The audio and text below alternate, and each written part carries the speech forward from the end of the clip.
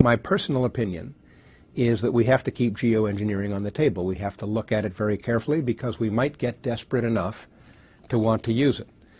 The danger, of course, with geoengineering is the one I was referring to a moment ago. We don't understand the system well enough to predict its responses in detail, and that means there's always a danger if you try to engineer the system on a large scale that you will do something that has side effects that are worse than the dimension of the problem you're trying to cure with the geoengineering in the first place. There are a variety of schemes that have been discussed for geoengineering. A classic example is injecting reflecting particles into Earth orbit that would deflect some of the sunlight that would otherwise be warming the Earth, and in that way try to produce a cooling effect to offset the heating effect of carbon dioxide and other greenhouse gases.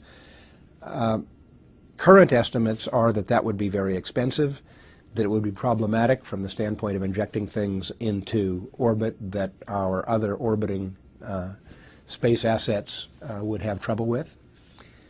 And it doesn't solve the whole problem because, for example, it does nothing about the absorption of some of the excess carbon dioxide in the surface layer of the ocean, which is acidifying the ocean and posing a potential threat to ocean creatures that form shells or skeletons out of calcium carbonate.